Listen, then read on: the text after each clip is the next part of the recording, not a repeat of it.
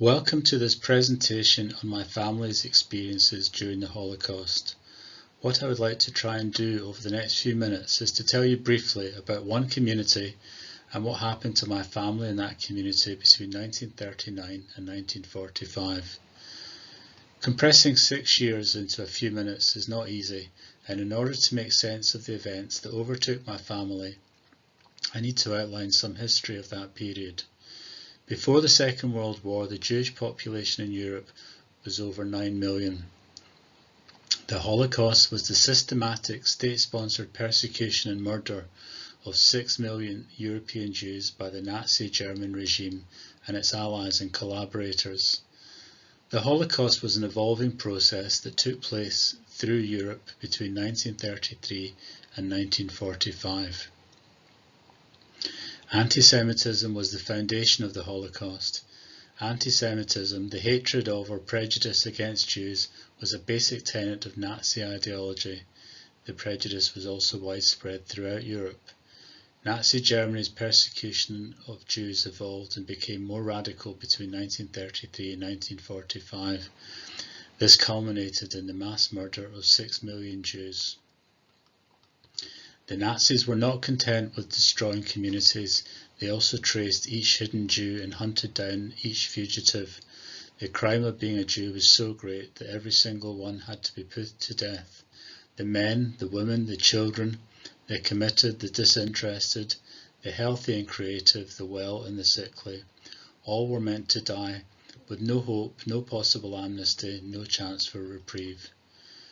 Most of the Jews of Europe were dead by 1945. A civilization that had flourished for almost 2,000 years was no more. The survivors gathered the remnants of their vitality and the remaining sparks of their humanity and rebuilt. This is a photograph of my family taken in the town of Memel in 1936. Just a few years later, many of the people in the photograph were dead. As you can see, they ranged from age 9 to 82. Many were murdered and many died in the Kovno Ghetto, a place I am going to tell you about shortly. My story starts in Glasgow in the 1950s, and here is a picture of the people I am going to be talking about. My mother is on the right of the photograph, my grandparents in the centre and the left. My mother's name was Golda and her parents were Isaac and Chaya Milner. My mother was born in Memel, now called Klaipėda, in Lithuania, on the 20th of February 1939.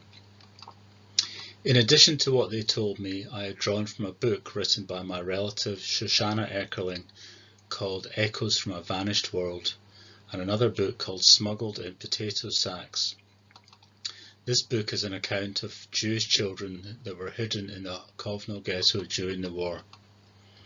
At some point in my childhood, I became aware that my grandparents and my mother had lived in something called a ghetto, and that this ghetto was in a town called Kovno in a country called Lithuania. In 1939, about 40,000 Jews lived in Kovno. The Germans occupied Kovno on June 24, 1941, and within 6 weeks 10,000 Jews were murdered. When the ghetto was closed off in August 1941, it contained 29,670 Jews.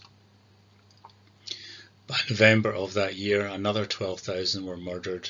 Kovno was finally liberated on August 1, 1944. About 3,000 of Kovno's Jews survived the war. You may be familiar with the story of Anne Frank. And like Anne, my mother was in hiding during the war. Anne was in hiding in Holland, my mother in Lithuania. Anne Frank did not survive, but my mother did. Anne Frank was a German-born Jewish girl who kept a diary in which she documented life under Nazi persecution. She described everyday life from her family hiding place in an Amsterdam attic. As persecution of the Jewish population increased in July 1942, the Frank family went into hiding in concealed rooms behind a bookcase in the building where Anne's father, Otto Frank, worked in Amsterdam. Until the family's arrest by the Gestapo on 4th of August 1944, Anne kept a diary she had received as a birthday present and wrote in it regularly. Following their arrest, the Franks were transported to concentration camps. On the 1st of November 1944, Anne and her sister Margot were transferred from Auschwitz to Bergen-Belsen concentration camp, where they died a few months later. The book on the right is a collective memory of events that happened in Kovno during the Nazi occupation of Lithuania.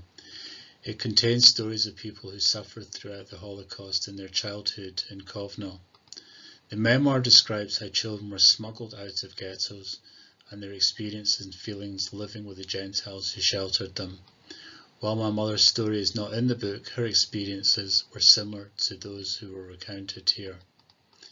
In the book's foreword, the historian Martin Gilbert writes, "There is much in these pages of suffering, but also of courage and nobility of spirit. To those who saved the lives of Jewish children, a great debt is due, and admiration at the grave risk they took to show that even in the midst of evil, there are humane individuals." This map shows the locations that I'm going to be talking about. Firstly, over here we have Lithuania. Then we have Munich, where the nearby Dachau concentration camp was situated. Then up here we have Stutthof, the site of another concentration camp. And finally, Glasgow, where my family came after the war. We can see here in some more detail some of these places and their role in the Holocaust. Kovno up here is described as a city with a ghetto, Stutthof a concentration camp, and Dachau also a concentration camp. And we can see that these ghettos and concentration camps were part of a wide network throughout Europe. Here we see a picture of Memel taken in 1936. The history of Memel is complex, but from 1923 it was part of Lithuania. Germany started pressurising Lithuania for a return of the Memel region. This culminated in 1939 when Germany annexed the region after an ultimatum very similar to the one presented to Czechoslovakia for the return of the Sudetenland. In March 1939, the Nazis annexed Memel, causing an exodus of Jewish refugees to the Lithuanian town of Kretinga. The economic depression of the 1930s affected Lithuania, leading to the rise of the anti-Semitic Lithuanian Organization of Merchants, who called for a boycott of Jewish traders. This had been happening in Germany since 1933, as shown in this picture. The picture shows stormtroopers outside a Berlin store posting signs bearing the words, "Germans, defend yourself, do not buy from Jews." Furthermore, the proximity of the pro-Nazi Germans in Memel strongly influenced the growth of anti-Jewish feeling across the border in Lithuania. However, at the outbreak of the war with Germany, most Jews did not believe that the German nation would tolerate murder and killing, nor did they expect the reaction of the Lithuanian population. Kristallnacht, literally Night of Crystal, is often referred to as the Night of Broken Glass. The name refers to the wave of violent anti-Jewish pogroms which took place on November the 9th and 10th, 1938 throughout Germany. Instigated primarily by Nazi Party officials and Hitler Youth, Kristallnacht owes its name to the shards of shattered glass that lined German streets in the wake of the pogrom. Broken glass from the windows of synagogues, homes and Jewish-owned businesses plundered and destroyed during the violence. In March 1939, the Nazis annexed Memel, causing an exodus of Jewish refugees to Kretinga. My family had lived in Lithuania for generations. My grandparents told me that before the war, Lithuania was a tolerant and democratic country. In the 1930s, there were 5 Jewish daily newspapers in Kovno, at that time the capital city of Lithuania. Although practically all Jews spoke Lithuania, it was not their customary language, rather they spoke Yiddish. In 1939, approximately 40,000 Jews lived in Kovno, constituting nearly 1/4 of the city's total population. Operation Barbarossa, Nazi Germany's invasion of the Soviet Union, commenced on June 22, 1941. The German 61st Infantry Division, led by General Major Robert Sattler, entered Kretinga on the 24th of June without any opposition. Following Germany's invasion of the Soviet Union, Soviet forces fled Kovno. Immediately before and during the German occupation of the city on June 24th, anti-communist pro-German Lithuanian mobs began to attack Jews, who were unfairly blamed for Soviet repression. By July 1941, the Germans occupied the whole of Lithuania. By August 1941, the Kretinga Jewish community had ceased to exist. The murder of the Jews of Kretinga and the adjacent towns were the first organised Nazi massacres of entire communities in Eastern Europe. During the German occupation, Lithuania was incorporated into the Reich Commissariat Ostland, a German civil administration covering the Baltic states and western Belorussia. I assumed that my grandparents and my mother were already in or had escaped to Kovno, where, in August 1941, the Germans had placed posters in public places around the city, announcing that the remaining Jewish population had to wear a yellow star on their clothes and they were not allowed to walk on the sidewalk. Even before the German occupation of Kovno on June 24, 1941, bands of Lithuanians were on the rampage against the Jews. The murder of Jews continued when the Germans occupied Kovno and took charge of the killings. Thousands of Jews were moved to locations such as the 9th and 7th forts, where they were brutally mistreated by the Lithuanian guards and then shot. Rules were implemented which stifled the Jews' daily activities. One example shown in this slide was Order Number 1, which declares the Jewish population is not allowed to use any public transportation such as taxis, coaches, buses, boats and similar vehicles. The proprietors and owners of all public vehicles must post a visible notice on their vehicles stating Jews not permitted. Any violation of these orders will be severely punished. In August 1941, there were new posters announcing that the Jews were to leave their homes and move to one of the poorest suburbs of the city, Slobodka, where the Jewish ghetto was to be established. On August the 15th, the ghetto was closed and surrounded by a barbed wire fence. Along its length walked armed German and Lithuanian guards. On the 18th of August, the Germans called for volunteers to perform skilled jobs. 534 men responded to this call and were executed. One of the things that I remember is of my grandfather recalling the great action in the ghetto, and he mentioned an SS officer called Helmut Rauka. The great action refers to the roundup of Kovno's Jews on the 28th of October 1941. Jews were separated into two columns by an SS officer, Helmut Rauka. Those assembled were sorted into the useful and the useless by Rauka. About 9,200 useless people, half of them children, were murdered. My relative Shoshana Eckerling, who was also there, wrote, "Standing in the ghetto square was difficult and exhausting due to the great tension as well as the cold and lack of movement. It emerged that we were being divided into two groups. Only later did we learn that no one was sent to a work camp. They were all murdered." That morning in Democracy Square, a Lithuanian doctor, Helen Kuturzen, noted in her diary, "Nobody suspected that a bitter fate awaited them." It was an area of rudimentary housing with no running water. The ghetto was enclosed by barbed wire and closely guarded. It was forbidden to bring food, coal or wood into the ghetto. In the ghetto, most children suffered severe malnutrition and many died. The first weeks of the ghetto's existence were marked by a wave of mass murders, which targeted in particular those considered to be unproductive members of the community, especially the elderly and the children. The rescue of the ghetto's children was one of the main tasks of the underground movement. The resistance members made contact with people outside of the ghetto looking for safe places to hide children. Extraordinary acts of bravery and compassion were exercised by many ordinary citizens in the countryside.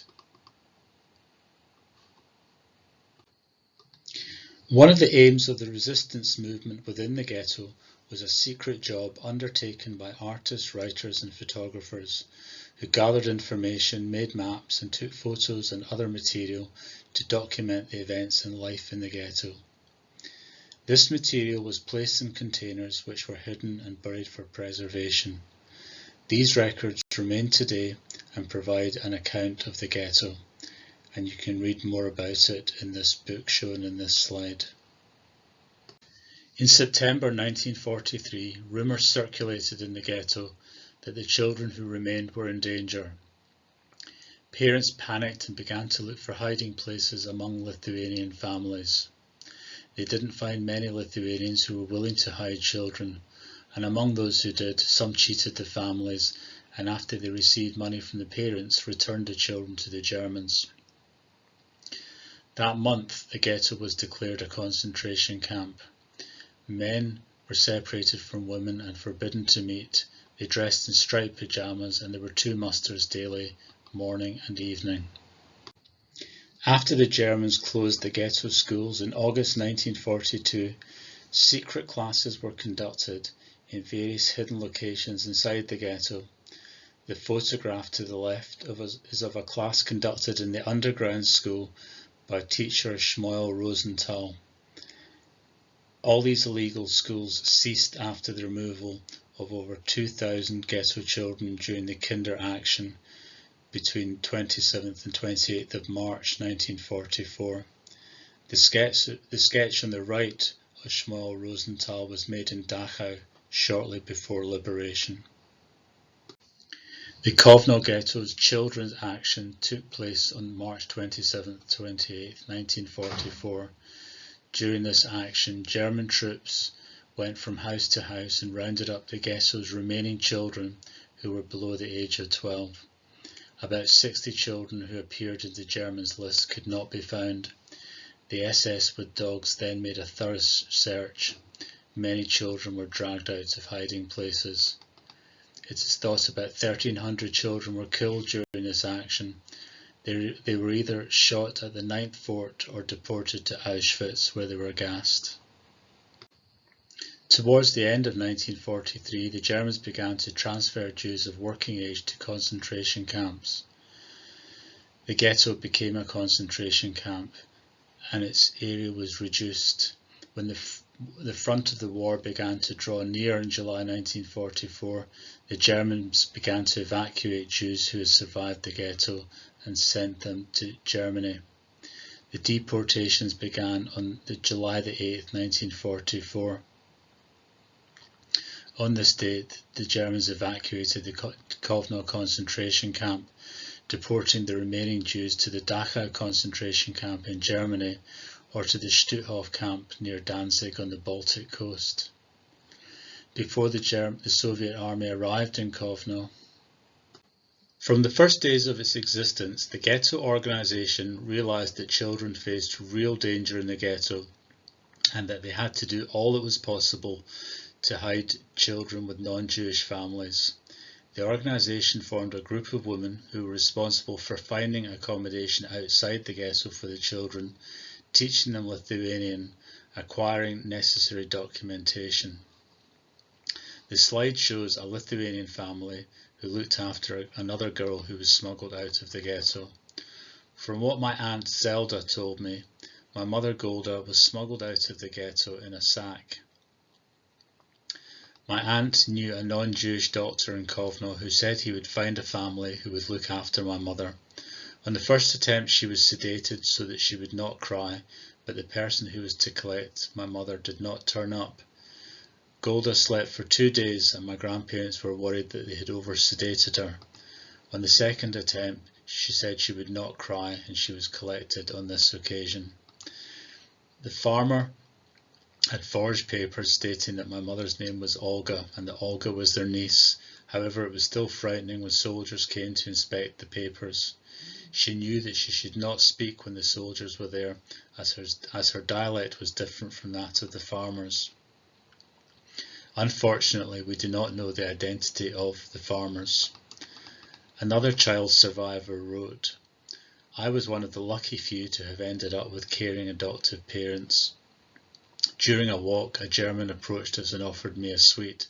I thanked him in Yiddish. My adoptive mother froze in her tracks for fear that I had disclosed my Jewish identity. However, the German was delighted and wondered how I knew the German for thank you. From then on, I was kept at home till I forgot Yiddish and started speaking Lithuanian. Like many others who had lived through the ghetto, my real mother seldom spoke of her experience. Every time she recollected something, she would end up in tears." After the war, surviving relatives took my mother from the farmer, she would have been about 6 years old then, with the intention of going to what was then Palestine.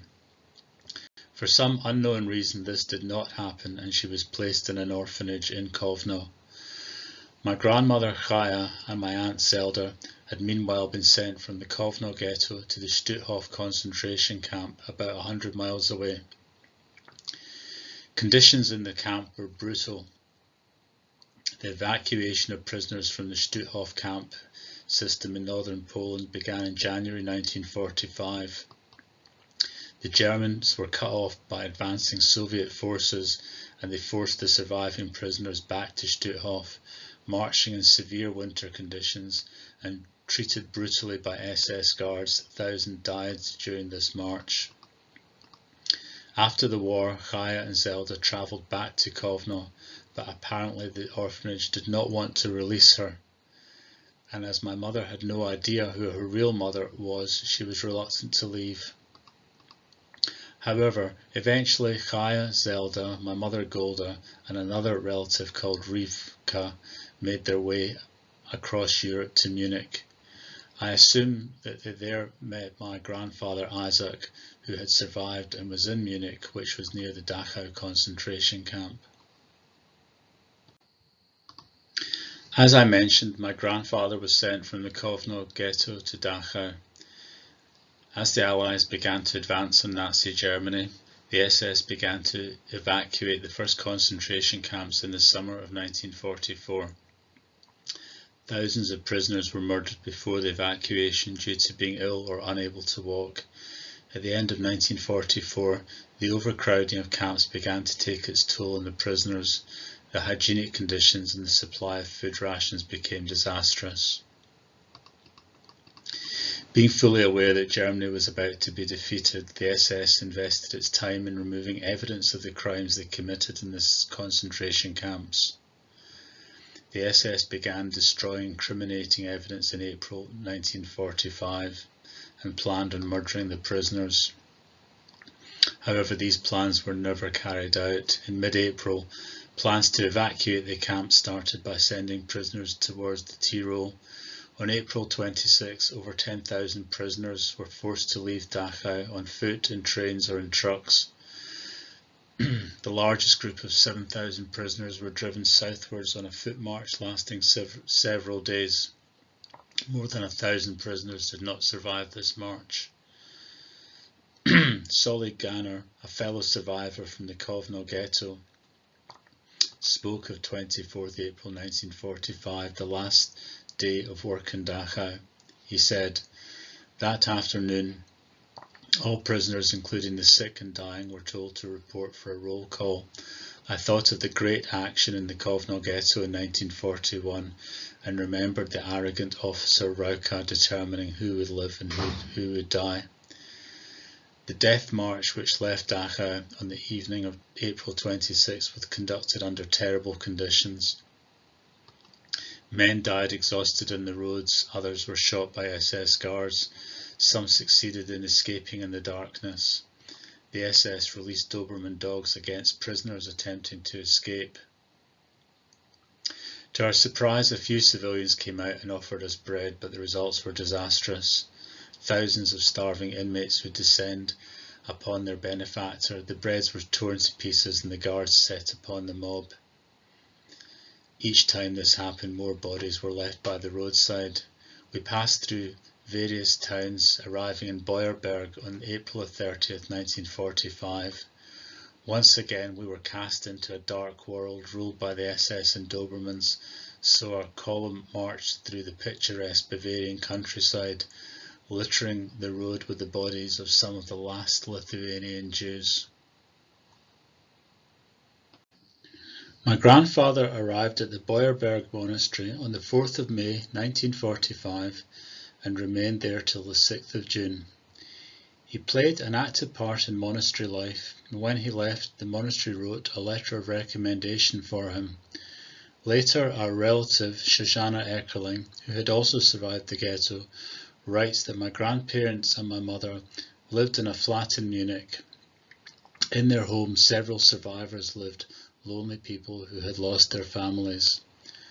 However, they decided they did not want to stay in Germany, and they came to Scotland a few years later in 1949. Today, the Beuerberg Abbey is now the monastery of the Visitation. Today, Kovno is called Kaunas, and the picture in the slide shows a simple lone granite memorial to those Jews who perished at the hands of the Nazis in World War II. It stands like a lone sentinel, keeping a watch over the souls of the dead. Quietly but determinedly, it commands us to heed its eternal message of remembrance. Finally, we can see here a picture of Yad Vashem. As the Jewish people's living memorial to the Holocaust, Yad Vashem in Israel safeguards the memory of the past and imparts its meaning for future generations. Established in 1953 as the World Centre for Documentation, Research, Education and Commemoration of the Holocaust, the name Yad Vashem is taken from a verse in the book of Isaiah. Even unto them will I give in mine house and within mine walls a place and a name,